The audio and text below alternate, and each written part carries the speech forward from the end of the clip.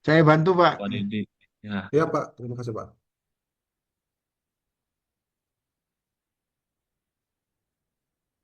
Baik, terima kasih.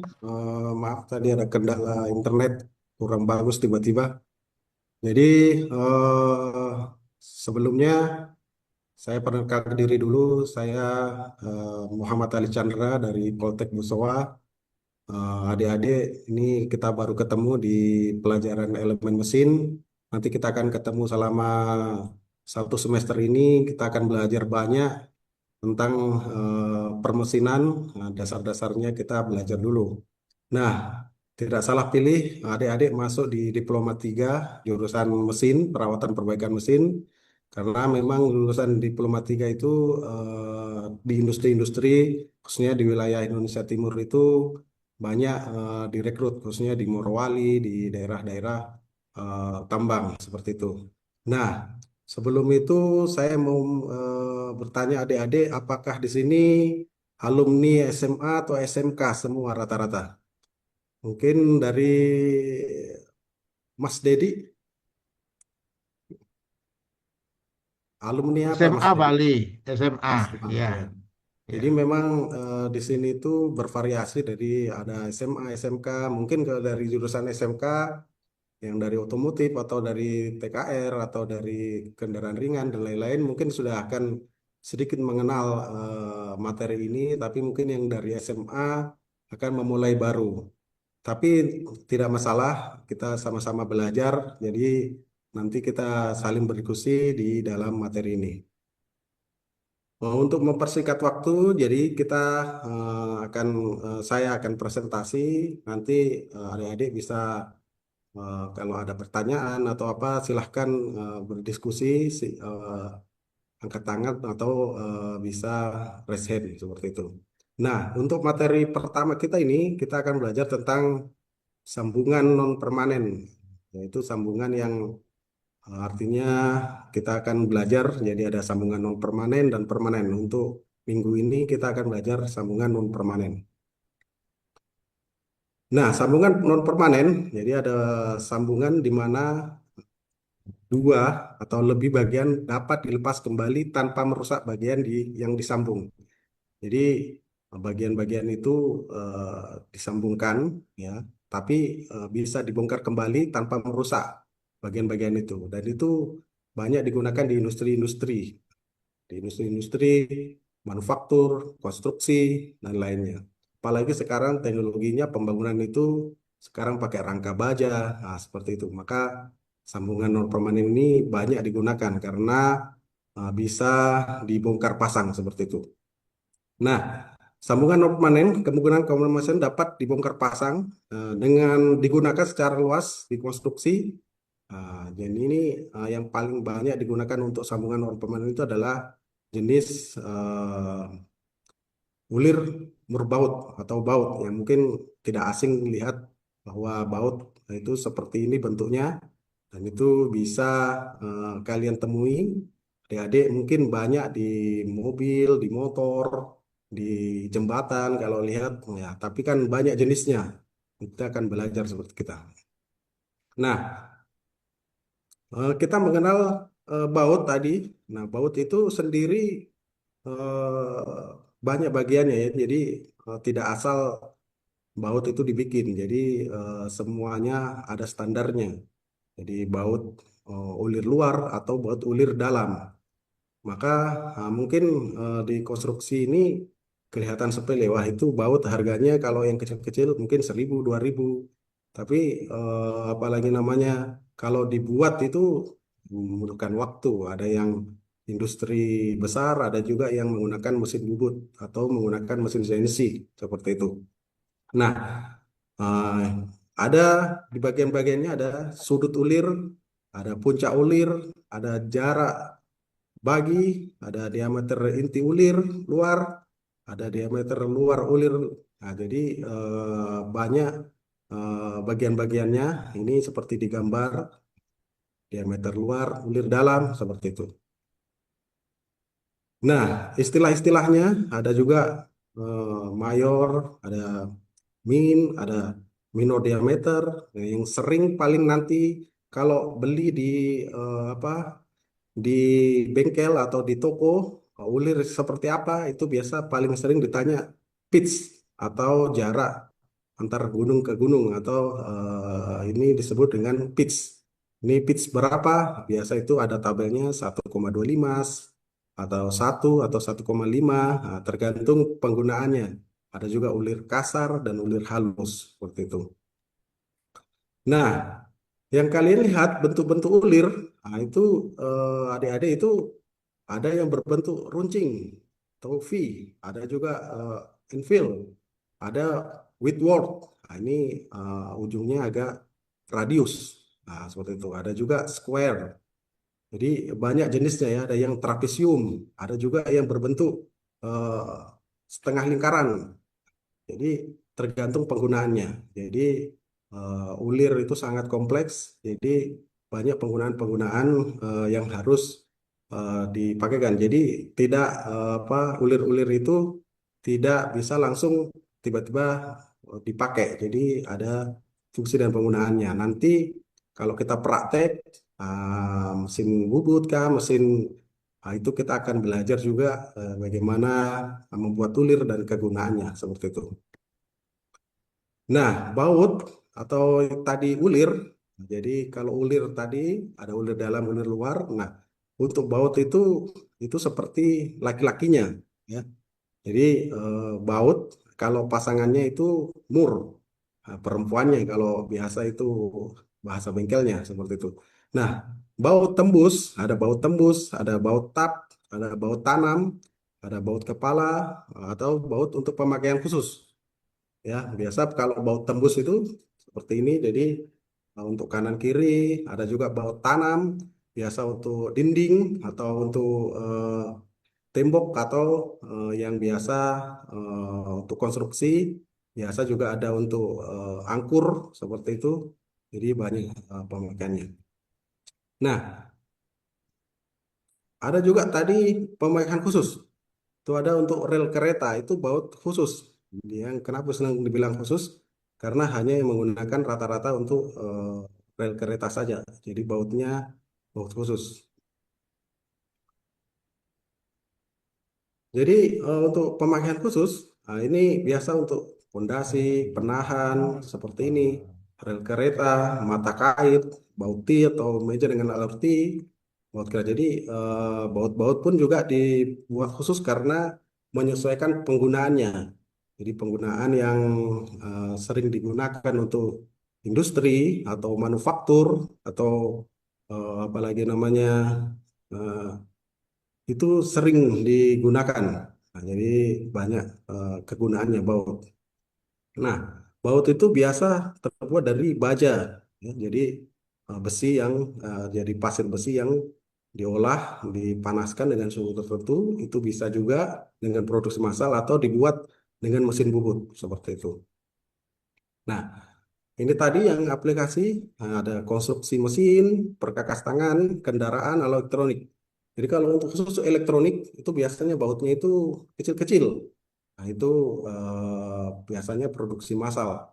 Jadi baut-baut yang kecil-kecil itu digunakan untuk elektronik, biasa untuk elektronik motor, kendaraan, kendaraan ringan atau PCB, semuanya menggunakan baut. Nah, itu biasa kalau ada di laptop kalian atau di handphone mungkin tidak kentara itu ada baut di dalamnya, itu yang kecil-kecil semua.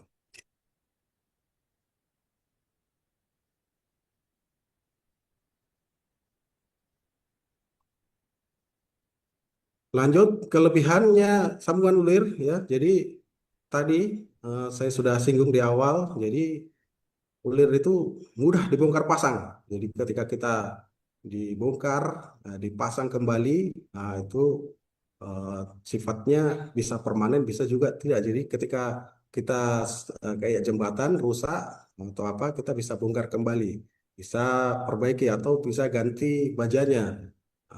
Sering terjadi itu, apalagi namanya konstruksi, itu banyak yang menggunakan sambungan ulir.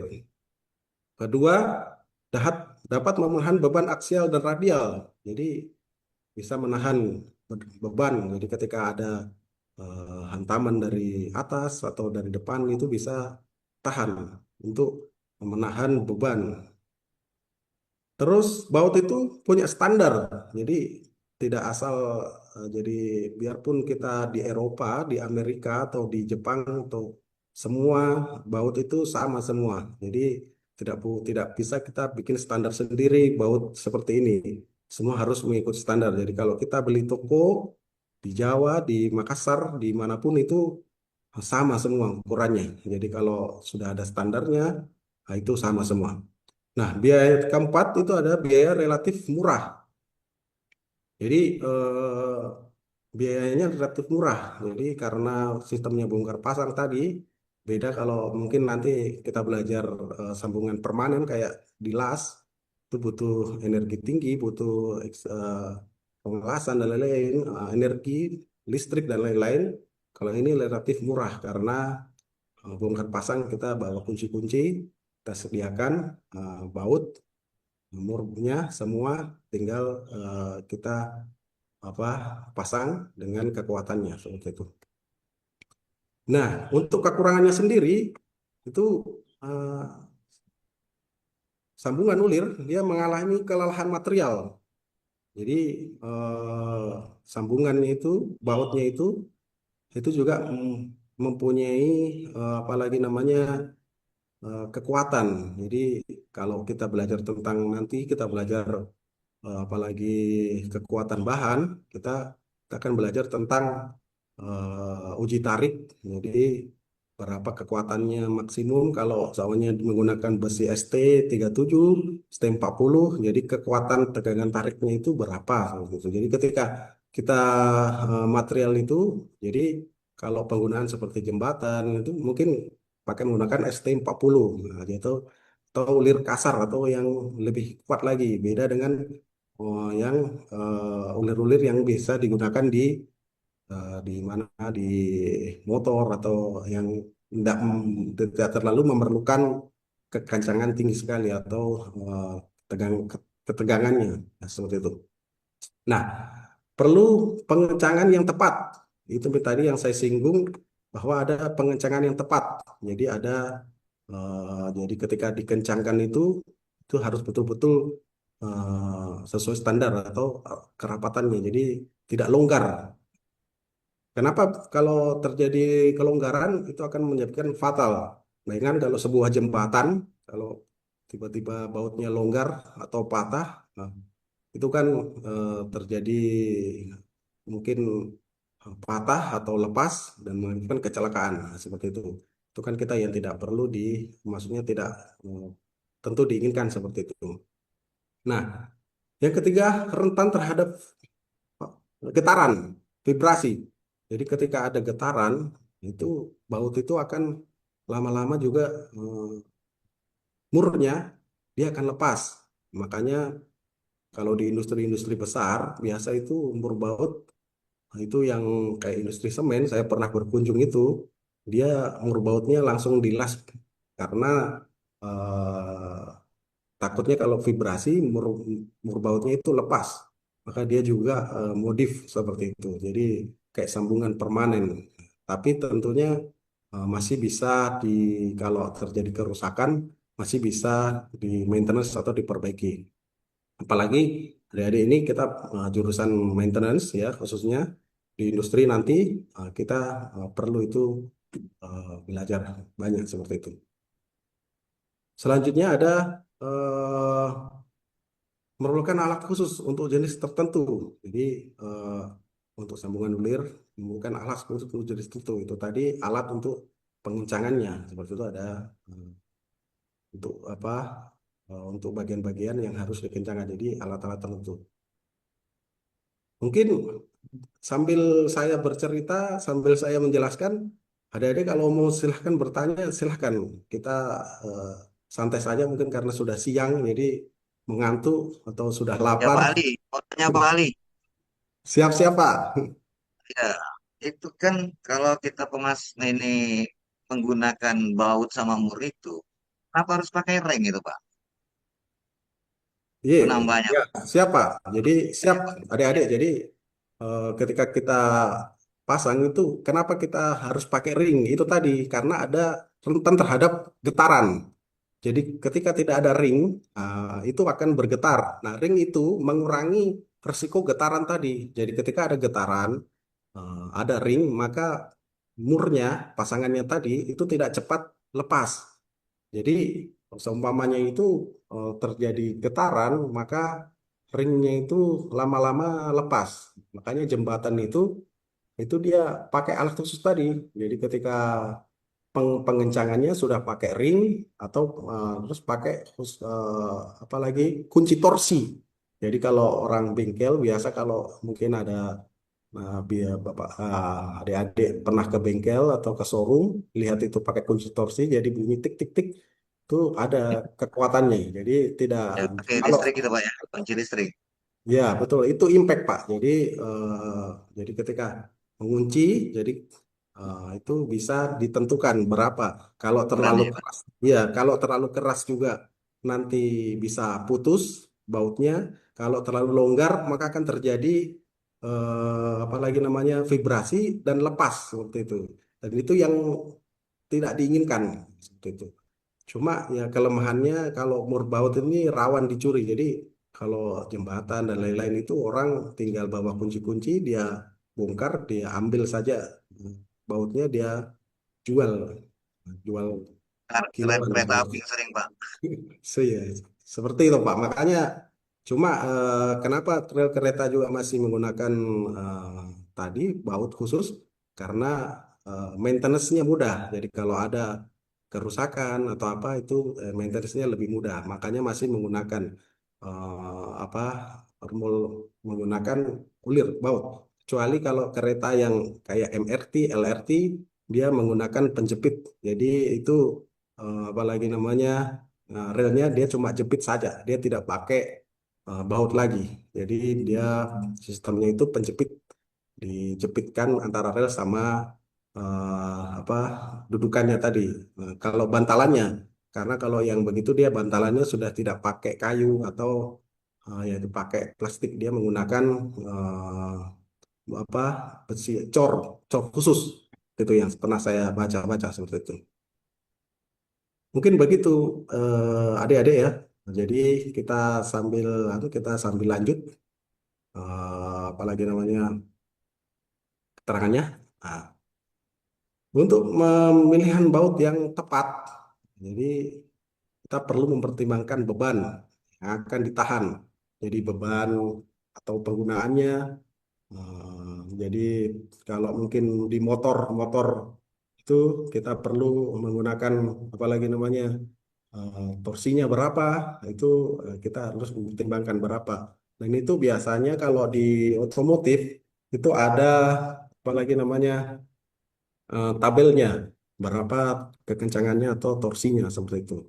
Terus lingkungan kerja atau kursi suhu ya mungkin kalau di offshore kita akan nanti siapa tahu ada yang bekerja di offshore di tengah laut itu kan semua pakai rangka baja ya jadi baja khusus karbon tinggi yang atau pakai stainless yang tidak mudah korosi. Jadi itu pun juga harus kita perhatikan. Jadi kapan kita menggunakan stainless, kata kita menggunakan karbon rendah atau karbon tinggi. Nanti kalau kita belajar di dosen lain, materi lain, kita akan banyak hal tentang mata kuliah bahan.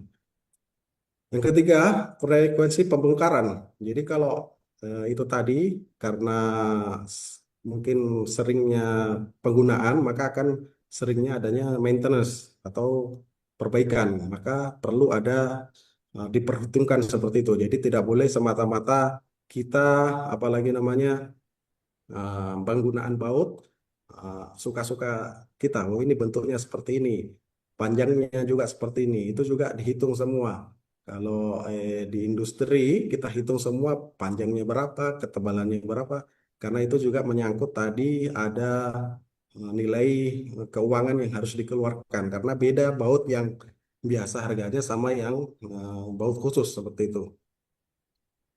Terus yang keempat, kebutuhan estetik. Nah, jadi ada juga baut itu membutuhkan estetik. Jadi dia tidak tidak timbul seperti itu. Jadi kayak mungkin apalagi nama mungkin kalian pernah lihat di motor-motor yang terbaru itu baut-bautnya itu tidak kelihatan. Jadi rata dengan bodi atau dengan mesinnya karena itu menggunakan baut tanam. Jadi untuk memperindah juga karena kalau terlalu banyak baut-baut keluar mungkin juga apalagi namanya desainnya kurang bagus, kurang diterima oleh masyarakat seperti itu. Mungkin ada pertanyaan dari Mas Hirman atau ada tambahan? Udah, Pak. Saya mau tanya juga itu. Kayak radiator itu, Pak ya. Kan bautnya tuh plastik, Pak, pembuangan, Pak. Nah, itu. Apakah itu sesuai dengan suhu pemakaian bautnya, Pak? Itu aja, Pak. Siap, baik. Jadi itu kan radiator ada eh, apa karet. Jadi jadi itu karet khusus. Jadi ketika menahan suhu, jadi suhu yang ada di eh, radiator itu bisa sampai lebih dari 100 derajat Celcius. Jadi ketika lebih dari itu, maka apalagi namanya dia harus mendinginkan kembali. Jadi membuka katup ada di situ katupnya untuk membuka otomatis. Jadi ketika suhu panas itu dia akan membuka dan itu itulah yang ada pompanya jadi mendinginkan kembali jadi bersirkulasi. Makanya ketika ada overhead itu ketika ada dua kemungkinan habis airnya pendinginnya atau katupnya yang untuk membuka pompa untuk mendingin apa bersirkulasi itu rusak. Nah, jadi kalau tapi kalau untuk itu tadi bahan apalagi namanya plastiknya atau karetnya itu sudah didesain untuk tahan terhadap suhu tinggi seperti itu. Mohon maaf, Pak Ali, waktunya sudah habis, Pak. Siap baik. Jadi kita lanjut yang terakhir. Jadi yang terakhir adik-adik bisa foto, scan. Kita akan tugas atau kuis bahwa akan kita lakukan apalagi namanya eh, sejauh mana adik-adik tadi menerima apalagi namanya eh, materi dari saya. Nanti kalau sudah diisi, nanti akan terkonek dengan HP saya dan saya akan apa, lihat eh, apalagi namanya hasil kerja kalian. Oke, untuk yang terakhir, terima kasih sudah hadir adik-adik. Jadi eh, pelajaran mesin itu menarik. Kalau dosen saya dulu pernah bilang, anak mesin itu apa yang tidak bisa cuma menelan kepalanya sendiri. Jadi semua bisa didesain, diproduksi, dan lain-lain. Bahkan sekarang itu yang lagi tren adalah mesin untuk medical, untuk kesehatan, itu juga kita pelajari. Jadi eh, cangkupannya sangat luas. Jadi eh, kalian beruntung masuk jurusan mesin. Terima kasih untuk adik-adik. Sampai ketemu lagi di pertemuan selanjutnya. Mohon maaf apabila ada kurang salah kata. Kita ketemu lagi di lain waktu. Terima kasih. Wassalamualaikum warahmatullahi wabarakatuh. Waalaikumsalam. Waalaikumsalam Favorit itu warahmatullahi Pak saya anak wabarakatuh. mesin Terima itu. kasih, Pak Ali. Silakan, Prof, untuk memberikan tanggapan. Ya, baik. Ya, makasih Pak Aris yang sudah mengantarkan kita pada sesi terakhir ya, giliran terakhir yaitu Pak Ali yang tadinya memang terlempar. Ya, menarik. Segala baut bisa dibikin, segala mesin bisa dibikin. Ya, kepala aja yang nggak bisa ditelan ya. Telan kepala nggak bisa mikir lagi gitu. Saya memang sering menghadapi baut-baut itu ya, Pak Ali ya. Terutama di perlengkapan mobil gitu. Ada yang mudah berkarat gitu ya. Kalau di sini contohnya putih itu ya, sering tidak berkarat gitu ya. Kemudian ada kata orang Sunda itu milei, ketika salah memasang ini murnya itu dia berubah jadi padat tidak, kendor tidak gitu kan. Nah, mungkin ini perlu kehati-hatian. Tapi juga pernah baut asli yang dibawa dari mobilnya. Nah, siapa yang salah waktu itu? Nah, tukang tukar ban gitu masuknya nggak bagus, akhirnya potong dia, patah itu Pak. Padahal itu kan desain awalnya itu asli itu. Saya yakin yang bawaan mobil itu asli semua gitu. Ya kita suka merubah-rubah bentuk pelek segala macam gitu ya, karena tidak sesuai dengan format yang dari sananya ya pelek itu membawa kerusakan juga pada baut-baut. Oke, ada satu pertanyaan Pak Ali, kapan mesin cuci itu bisa keluar baju yang sudah disetrika gitu? Kan segala Mungkin segala kalau mesin bisa dibuat. Ini nih persoalan EA juga ini mestinya bagus ya bahwa masalah ibu-ibu kita itu Pak Profesor. iya, termasuk kita sedih juga lihatnya nyucinya banyak, nyetrika suruh orang lain. Iya Nah, ini betul. ada rancangan ke sana nggak Pak Ali? Cobalah bikin mobil SMK kan gagal ya, mesin cuci bisa nyetrika itu. Kalau ada teman-temanmu yang kerja di Jepang balik membawa pengalaman itu bisa direkrut itu. Jadi nanti itu Pak kalau di Politeknik khususnya Diploma 3 itu hasil input akhirnya adalah tugas akhir Pak. Jadi ketika tugas akhir Ah, kalau program di sini di kampus kami itu 1 tahun magang di industri. Jadi mungkin nanti ya, ketika di industri dia menemukan masalah atau punya desain nanti dituangkan dalam tugas akhir seperti itu Pak. Jadi ya, bentuk karya karya ya, ya seperti itu Pak. Kalau untuk saat ini banyak Pak masih yang kalau untuk mesin cuci itu biasa ke mekatronik Pak. Jadi kami khusus untuk Pak belajar tentang mekaniknya nanti biasa berpaduan dengan mekatronik. Jadi lintas prodi untuk sama-sama satu bikin mekaniknya, satu bikin kontrolnya untuk bagaimana caranya menciptakan sebuah alat seperti itu Pak. ya.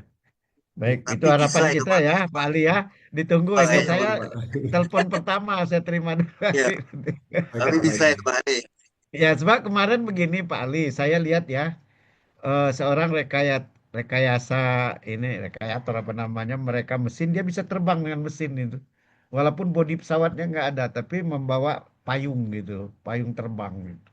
Ya. Nah, itu berarti kan dia punya punya semacam konstruksi yang luar biasa ya, menerbangkan dia nak duduk di atas mesin ada tempat duduknya, kemudian membawa payung payung terjun itu.